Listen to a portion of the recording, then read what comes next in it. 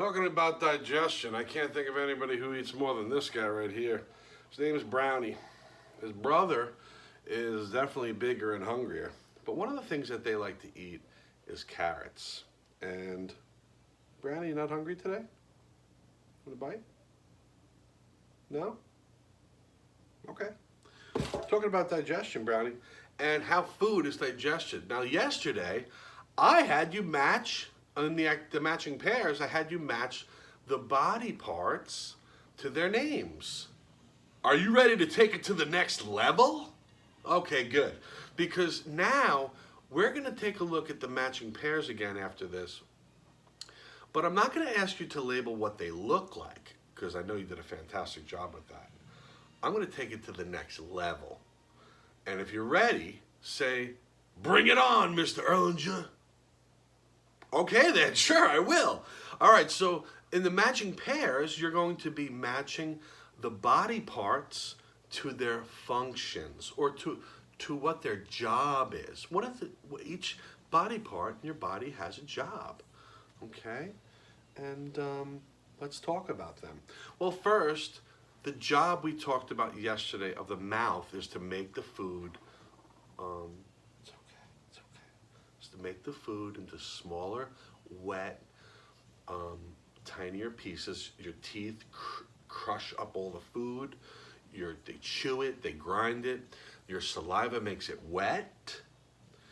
And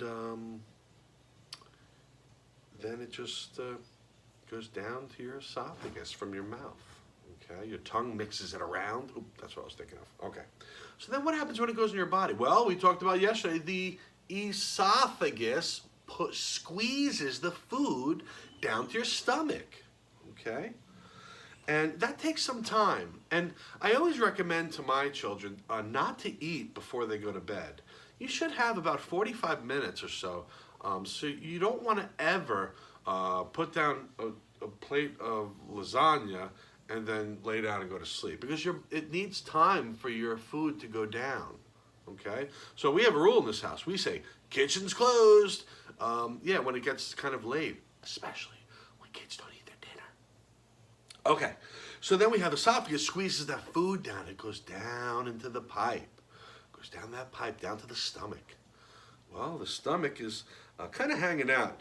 And inside your stomach, the food gets mixed into a liquid, all right? It's all liquidy, and liquidy stuff can travel throughout your body a little bit easier, okay? And after the stomach, it goes to the part of the body that has the biggest job, the small intestine. That's that long, long tube that's curled up in the middle of your stomach section, okay? And most of the digestion takes place in the small intestine. That's like the biggest. It's got the biggest job of all the organs, of all the digestion organs. And then those nutrients. You need the nutrients from the food. So the nutrients are the food that helps you grow and helps you keep very healthy. So all that leftover food that isn't absorbed in the nutrients, what happens to it? Your body doesn't need it. It took all the good stuff, the nutrients, now it has to get rid of the waste. And waste goes in a toilet. So this is the end of the part of your body that it's going to spend in, and then it's just going to move on. It's going to move out of your body. You're going to free yourself of it. The leftover liquid goes into the large intestine. Now that large intestine, remember, it squeezes out the liquid, okay, and then it squeezes out the solid. And it passes through the body, okay? So it gets rid of it. And that's what happens when we use the bathroom. That's what I was saying. So it enters the body through your mouth, and then it exits your body through your bottom, okay?